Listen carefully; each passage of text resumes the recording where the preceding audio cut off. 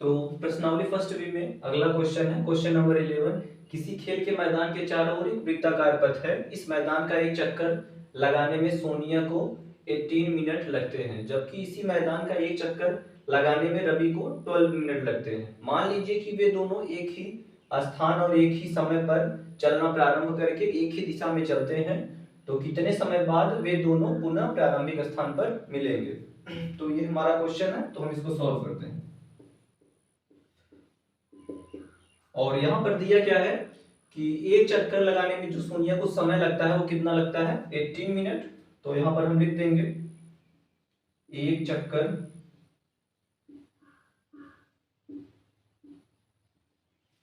चक्कर लगाने में सोनिया का समय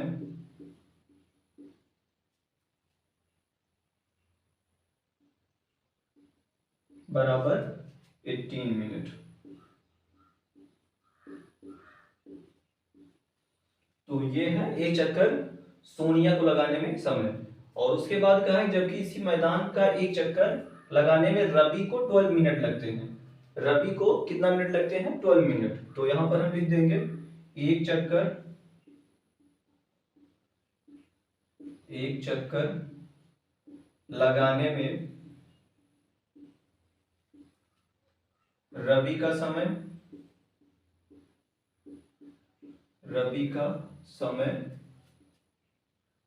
बराबर क्या हो जाएगा, 12 मिनट। तो आगे क्या है कि वे दोनों एक ही स्थान और एक ही समय पर चलना प्रारंभ करके एक ही दिशा में चलते हैं, तो कितने समय बाद वे दोनों पुनः प्रारंभिक स्थान पर मिलेंगे। तो हम क्या करेंगे, जो 18 है यहाँ पर और उसके बाद यहाँ पर जो 12 मिनट है, इन दोनों का हम एलसीएम निकाल लेंगे और जितना एलसीएम आया होगा उसके बराबर समय के पश्चात वे दोनों क्या होंगे, पुनः प्रारंभिक स्थान पर मिलेंगे। तो यहाँ पर लिख देते हैं 18 और 12 के एलसीएम के समान समय बाद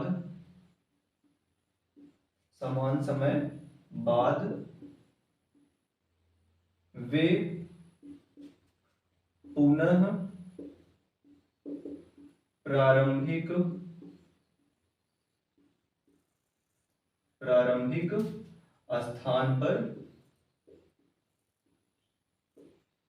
स्थान पर मिलेंगे।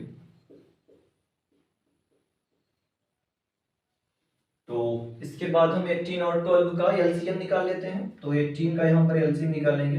18 का पहले फैक्टर निकालेंगे, कितना होगा, 2 9 जा 18, 3 3 जा 9, 3 1 जा 3। और उसके बाद यहाँ पर 12 का फैक्टर कितना हो जाएगा, 2 6 जा 12, 2 3 जा 6 और उसके बाद 3 1 जा 3। तो 18 का फैक्टर कितना हो जाएगा, 18 का हो जाएगा फैक्टर 2 इंटू 3 इंटू 3। और 12 का फैक्टर क्या हो जाएगा, ये हो जाएगा 2 इंटू 2 इंटू 3। तो इन दोनों का हम एलसीएम निकालेंगे, 18 और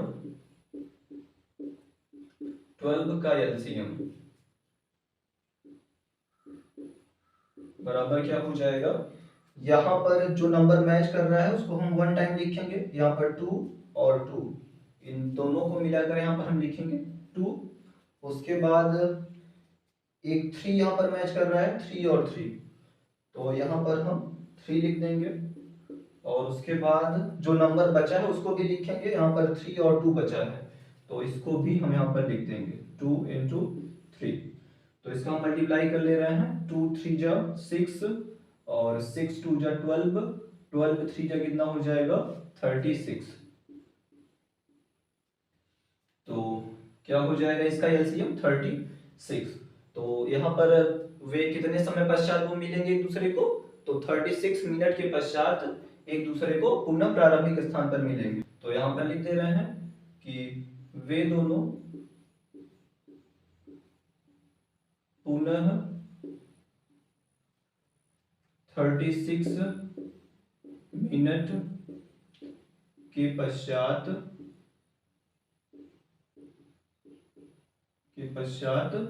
प्रारंभिक स्थान पर मिलेंगे।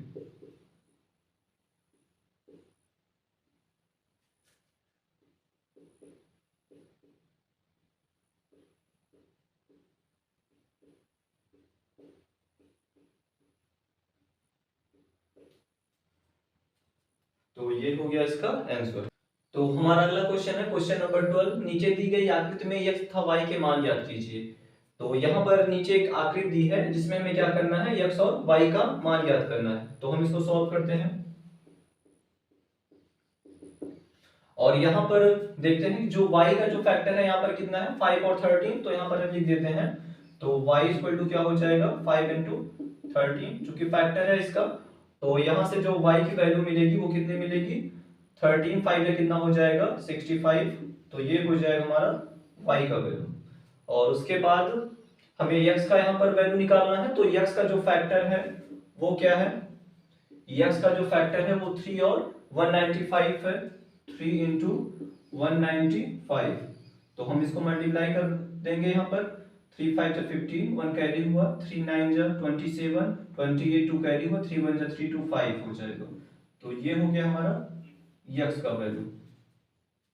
तो हमारा अगला क्वेश्चन है क्वेश्चन नंबर 13। व्याख्या कीजिए कि 7 इंटू 13 इंटू 11 प्लस 11 और 7 into 6 into 5 into 4 into 3 into 2 into 1 plus 3 एक भाज्य संख्या क्यों है।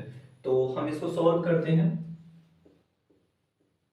जैसा कि हम लोग जानते हैं कि भाज्य संख्याएं क्या होती हैं, भाज्य संख्या मींस वे संख्याएं जिसके पास 2 से अधिक फैक्टर होते हैं, वो क्या होती हैं, भाज्य संख्याएं होती हैं। तो यहाँ पर इसमें हमारा पहला क्वेश्चन है 7 इंटू 13 इंटू 11 प्लस 11। तो यहाँ से हम 11 कॉमन कर सकते हैं, उभय निष्ठ इसमें क्या होगा 11। तो अंदर यहाँ पर क्या बचेगा 7 इंटू 13 और प्लस कितना हो जाएगा यहाँ पर 1। यहाँ हो जाएगा 11 इंटू 7, 13 का कितना हो जाएगा 91 और प्लस कितना हो जाएगा 1। यहाँ हम लिख सकते हैं 11 इंटू 92। तो ये संख्याएं क्या हो सकती हैं, अभाज्य संख्या तो नहीं हो सकती, क्योंकि यहाँ पर जो 11 है वो भी 92 का एक फैक्टर है। तो हम इस प्रकार कह सकते हैं कि 11 और 92 क्या होगा, एक भाज्य संख्या होगा। तो हम यहाँ पर लिख देंगे कि यह एक अभाज्य संख्या नहीं हो सकती, हो सकती है क्योंकि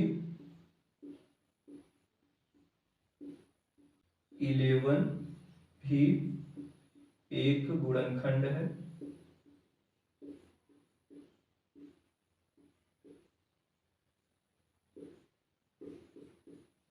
अर्थात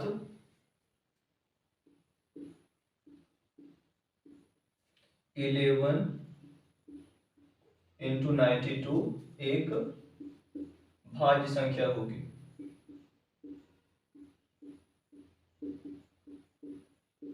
भाज्य संख्या होगी, या तो हम लिख सकते हैं कि 7 या 7 इंटू 13 इंटू 11 प्लस 11 एक भाज्य संख्या होगी।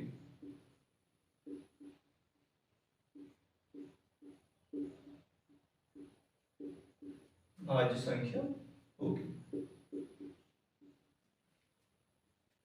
इसमें हमारा अगला क्वेश्चन है 7 into 6 into 5 into 4 into 3 into 2 into 1 plus 3। तो इन दोनों में से हम क्या कॉमन कर सकते हैं, 3 कॉमन कर सकते हैं। तो यहाँ पर कितना हो जाएगा 7 into 6 into 5 into 4 into 2 into 1 और प्लस कितना हो जाएगा 1। तो यहाँ पर इसका जब हम मल्टीप्लाई करेंगे 7 6 जा कितना हो जाएगा 42, 42 5 में कितना हो जाएगा 42, 5 जो 5 2 जा 10, 0 1 कैरी हुआ, 5 4 जा 20, 21 हो जाएगा। और उसके बाद फिर हम 4 से मल्टीप्लाई इसमें कर देंगे, तो यहाँ पर कितना हो जाएगा 4 0 जा 0, 4 1 जा 4, 4 2 जा 8, और उसके बाद फिर हम 2 से मल्टीप्लाई कर देंगे तो यहाँ पर हो जाएगा 0 2 4 जा 8 और यहाँ पर 2 8 जा 16। तो इन दोनों को, इन सब का हम मल्टीप्लाई करने पर हमें कितना मिला 1680, और प्लस कितना हो जाएगा यहाँ पर 1। तो इसको जब हम ऐड करेंगे तो यहाँ पर कितना हो जाएगा 1681। तो ये भी क्या होगा, एक अभाज्य संख्या नहीं हो सकता, क्योंकि यहाँ पर 3 भी इसका क्या है, फैक्टर है। इस प्रकार हम कह सकते हैं कि 3 और 1681 की क्या है, एक भाज्य संख्या है। तो यहाँ पर लिख देंगे यह एक अभाज्य संख्या नहीं हो सकती क्योंकि 3 भी एक गुणनखंड है,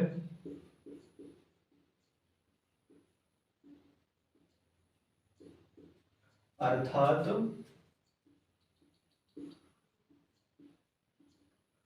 3 into 1681 एक भाज्य संख्या है।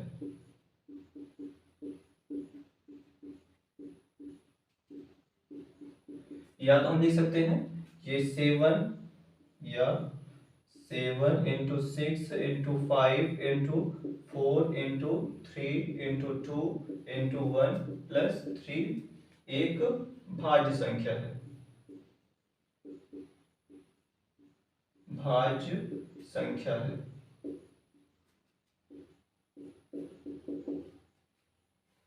तो हमारा अगला क्वेश्चन है क्वेश्चन नंबर 14। नीचे दी गई आकृति में x, y तथा z के मान ज्ञात कीजिए। तो नीचे एक आकृति दी है जिसमें हमें क्या करना है, x, y और z के मान निकालना है। तो इसको हम सॉल्व करते हैं और यहाँ पर हम देखते हैं जो 161 है, इसका जो फैक्टर है वो कितना है, 7 into z है।